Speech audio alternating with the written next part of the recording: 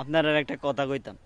কথাটা হইল, জীবনে কিন্তু ভাই চলার পথে অনেক টাকা ইনকাম করি, হাজার হাজার লাখ লাখ।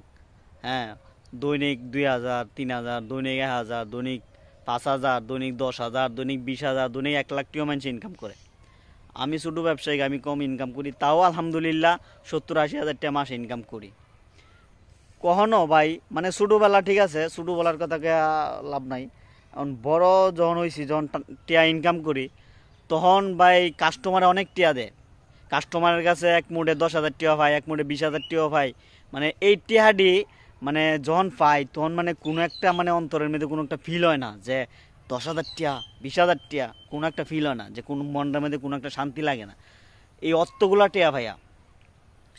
আর ছোটোবেলা যখন ভাই, ছোটোবেলা আম্মার থেকে খুঁজা খুঁজা 1 টিয়া লইতাম, 2 টিয়া লইতাম, তখন আগ গো বেডি, হেডার বেডি, ও হেডার বেডি দৌন আগ আম্মা, এরকম করে চিল্লা চিল্লা যখন 1 টিয়া, 8 আনা, 2 টিয়া, 5 টিয়া লইতাম। 5 টিয়া লইলে তো কোনো কথাই নাই, বাট আমার মতন রাজা আর কেডা আছে, 5 টিয়া আছে আমার কাছে।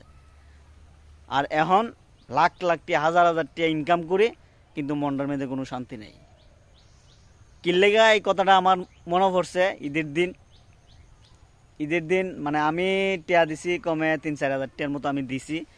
হ্যাঁ, আর আমার আম্মা আমার 100 টিয়া দিছে।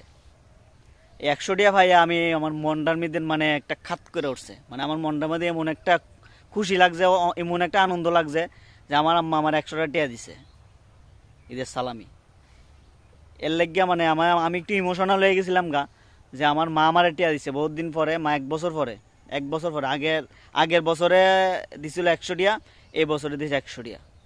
এই যে আম্মা যে মা বাপের থেকে যে আগে যে আমরা ইয়া লইতাম, টিয়া লইতাম, মানে ওই জিনিসটি মানে আগের যেই অনুভূতি এটি আমরা পাই না।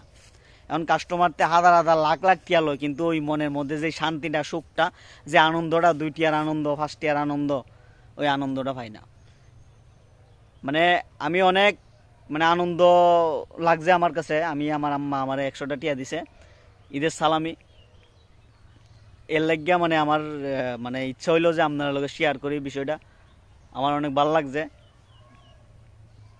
আর কেডা আপনার আম্মার টিক্কা কয়টিয়া ভাইছেন একটু কমেন্টসে জানাইন। আর এর দূরই আপনার কাছে আমার একটা আবদার রইল, যারা মা বাপ আছে, মা বাপের কাছে যারা মা বাপ আছে, তারা মা বাপের সেবা করবেন, মা বাপের মন খুশি রাখার চেষ্টা করবেন। হ্যাঁ, এটুকুই। সবাই ভালো থাকেন। আসসালামু আলাইকুম। আসসালামু আলাইকুম।